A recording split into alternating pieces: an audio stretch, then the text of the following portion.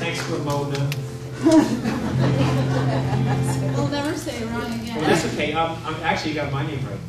Sometimes people introduce me as Spooky Hand. The closer it gets to Halloween, the more often that happens. Then they ask me what my real name is, and I only tell them once in a while, but today I feel like telling you my real name that I was born with is Spook McGillicuddy.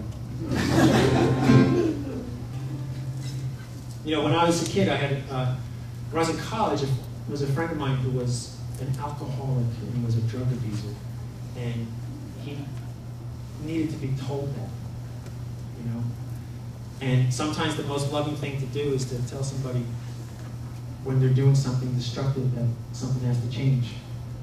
And that can also be true for the path that society is traveling. You know, we collectively make decisions. It doesn't mean that we as individuals are 100% responsible for the actions of our entire society. But I think that it's really important to wake up and realize occasionally when we have to take action to change the course that we're on. And I remember distinctly in October 2003, sitting in my car down by the canal path on Washington Avenue, listening to Bloomberg Radio, which is not right wing or left wing. It might even be right wing, I don't know, certainly not left wing radio. And there was a debate. There was a member of the administration debating with a person, I don't know who the other person was, about whether or not it was appropriate to torture people in these prisons. This was in October of 2003. 6 months later, when these pictures came out, people were shocked. I was like, how can you be shocked? This is a debate. And I was already fighting with my family about it. We were already talking about, well, if the guy had your family tied up and you had, and all this stuff. You know. Would you torture him if you knew that you could stop your house from blowing up and all this stuff? All that debate was going on. But sometimes I think it's really important to take a look at that. And that is actually part of the responsibility of our freedom. The responsibility goes along with it. Because if we don't, we're going to be in this cycle of destruction for a long time. Here's a song that I wrote for our United States Senator from New Jersey, Robert Menendez. He voted in October 2006 for the Military Commissions Act, which basically took away habeas corpus, which is the precursor to democracy. They took that away. And this song's called Heading for the Hague.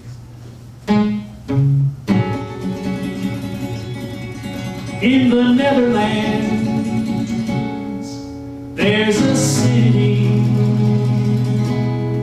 called the Hague. People tried for war crimes are brought to the Hague. Can't you hear this train a-calling? All aboard!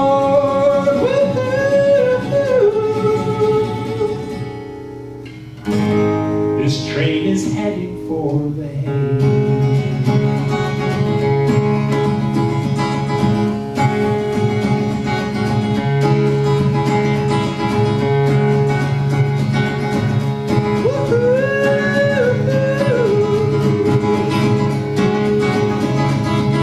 This train is heading for the Hague. This train is heading for the